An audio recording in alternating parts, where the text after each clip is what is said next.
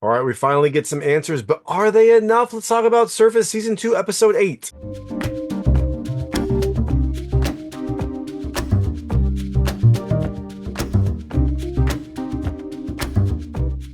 Hey everyone, it's David Starr from Watch Your Past, and I'm here to talk to you about Surface Season 2, Episode 8, Unearthed, which is coming to Apple TV Plus on April 11th, 2025.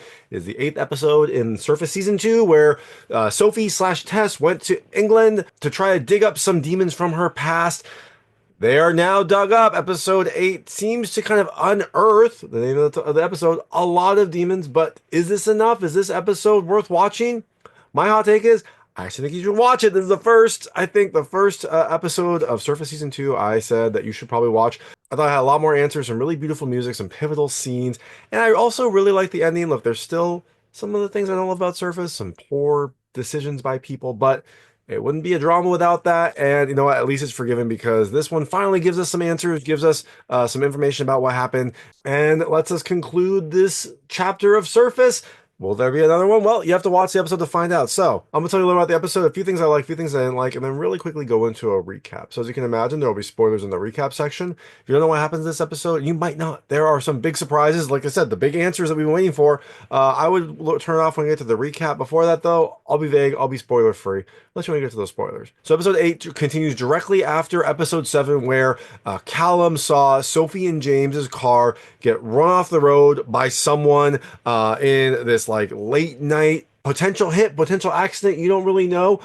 This episode continues right after with what happened there, and also with the progression towards Quinn and Grace's wedding and the expansion of the Huntley family. So, things I liked about this episode. The first, I just like the cast. It's a great cast, and this episode highlights it. I think all of our characters that we love are here. There's an episode that wraps up some storylines, intersects them, and so we get to see a lot of the cast. Look, I love the cast. I think they're great, and I've enjoyed, at least the character that they played this season. Second thing I loved, answers. We finally get some answers. We get some answers to the main questions that we have been kind of like worried about. Most of them, there's still a few because they have to leave a couple breadcrumbs open, but for the most part, we get a lot of the answers that we have been craving. Third thing I love the music. I mean, Surface has great music, and this is no different. There are some really beautiful classical songs that play during some pivotal dramatic moments, and the music really helps to contribute to the overall feel for this. And the last thing I love the ending. I'm not going to spoil it here. I'll do that in the recap, but I thought the ending was, interesting and kind of fit with the Surface theme.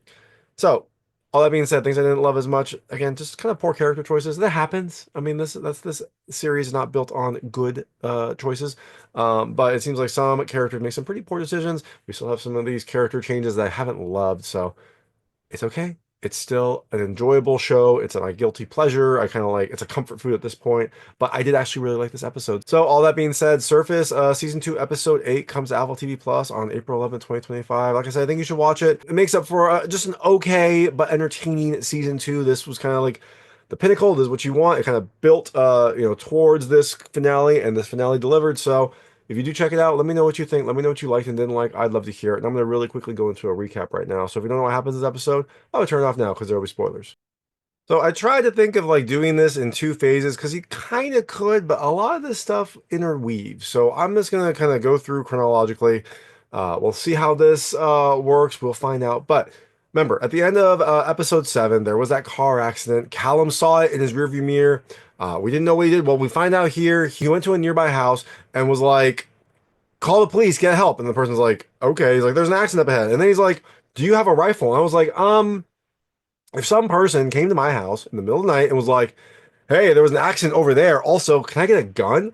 I probably wouldn't be like, yeah, it's over in the shed. Like, go ahead. I would be like, let me call the police. Thanks. But I don't know, maybe they're more trusting in England. They're just like, yeah, sure, the rifle's over in the shed. So Callum goes and gets the rifle and goes back to the crash scene where he finds the results of what happened. Earlier, we saw James fighting with someone. It ended up being the bodyguard Lucas. And during that fight, James ended up shooting him. And so James and Sophie then go on the run. Not the best idea.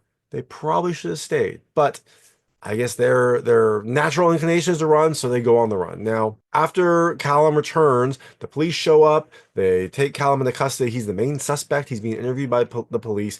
And while he's in jail, we see the Huntley's lawyer come in and talk to him. It seems like he is trying to like rattle him up, trying to like, I can't. It's kind of tough to tell if he's like being nice or kind of like trying to see what all he knows and try to like get him to side with the Huntleys.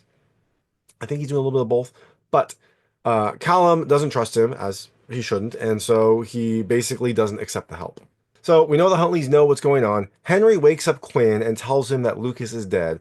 And Henry's like, "What have you done?" And Quinn says, "What you couldn't." And I was like, "Why did Quinn get so ruthless?" I mean, they tried to project this, but earlier with Phoebe, he got pissed at his dad for trying to take out this call girl that I guess he had feelings for, but also that could have caused a lot of problems for the family. And he's like, "Oh, like there's a line, I won't cross it." And now on the other side, like 3 episodes later, he's like, "Oh, I took this person out because you couldn't." Like, is Henry a ruthless killer or not? Is Quinn, a compassionate person or not? I think they're trying to blend it. I think they're trying to like switch some roles here. It's like Henry's redemption arc and Quinn's descent, but it didn't really work for me. They didn't do enough to really show why Quinn would accept this. And I mean, I get Henry's redemption. They've been kind of projecting it, and we see a lot more of it here. But why Quinn would like go delve into this? I guess he just wants to protect his family. I guess he wants to like hide the truth and make sure that everything is and protect his wealth and everyone around him. But it really felt like a fast change in Quinn, especially when earlier he was like trying to help James. He was like trying to save his life. Maybe that was a lie, but he was like trying to save his life, and then all of a sudden he's like, "No, you know what? I'm gonna have Lucas kill him." It doesn't feel right. I don't love Quinn's character change.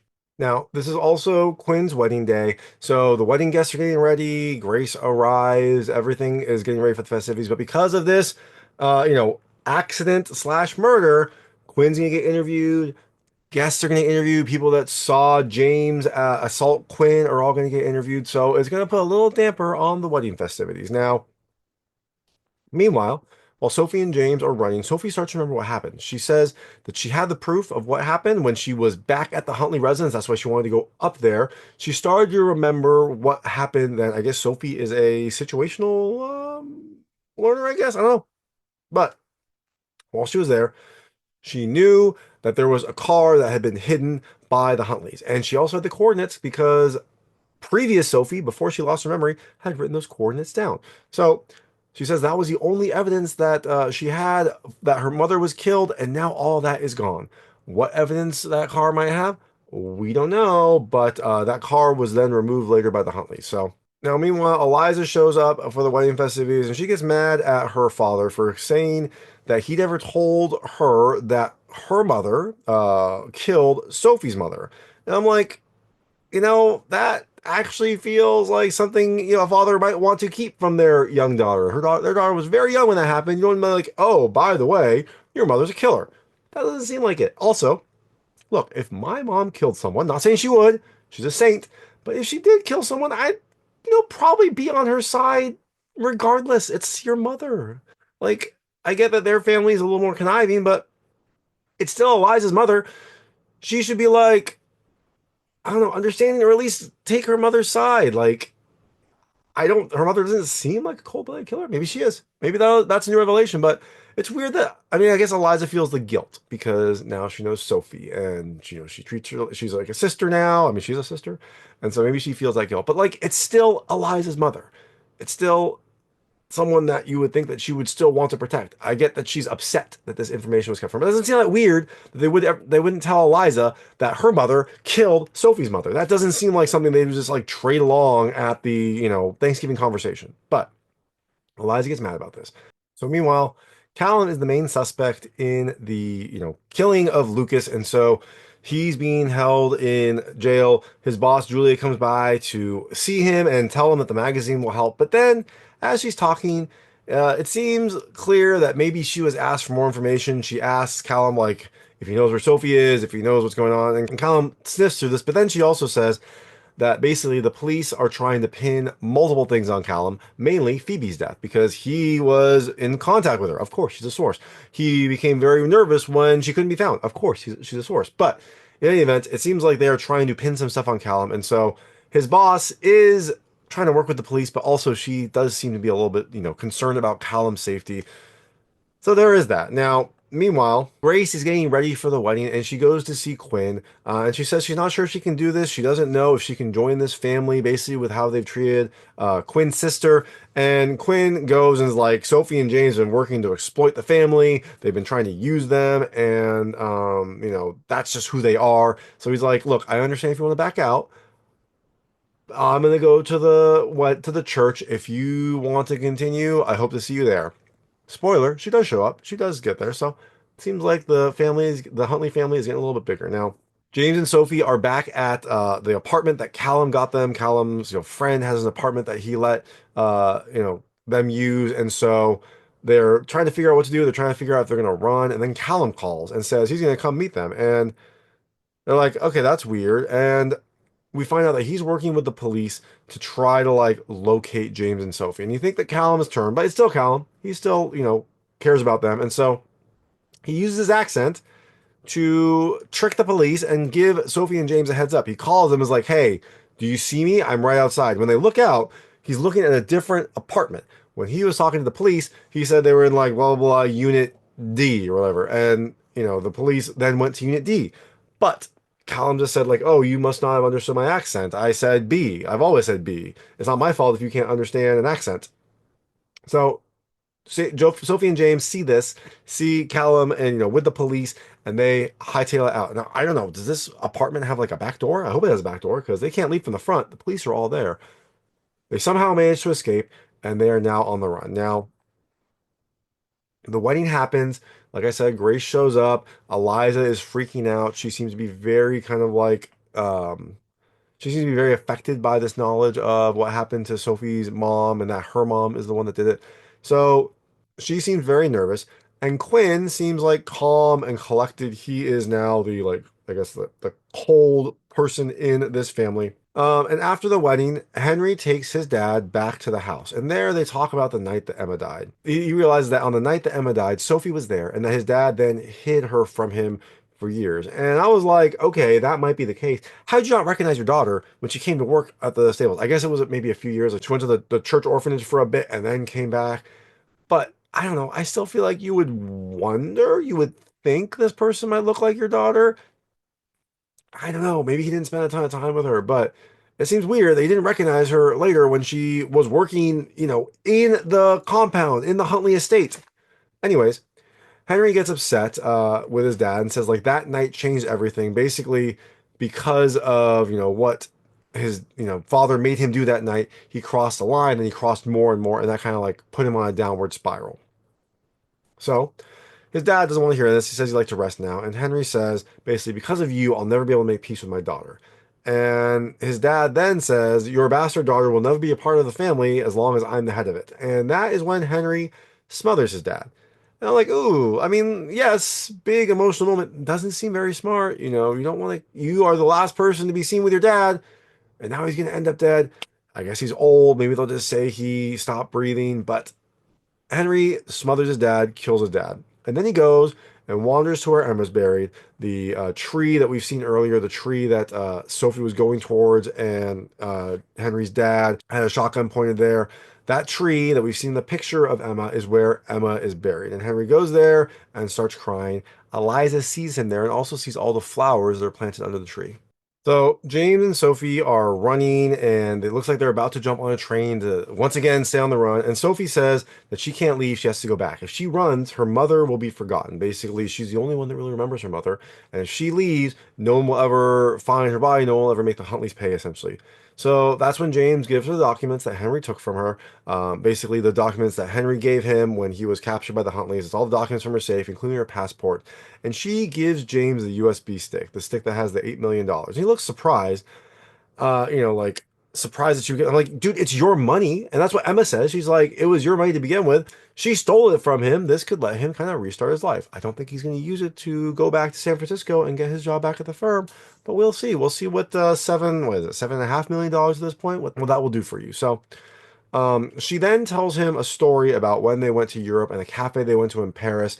Basically, it was like a blue door and they kissed under it. It's a cute story. I think she's projecting. I think she's foreshadowing. I'll talk about that in a little bit. Now, meanwhile, Eliza goes up to her mom, and she is just very angry at this wedding.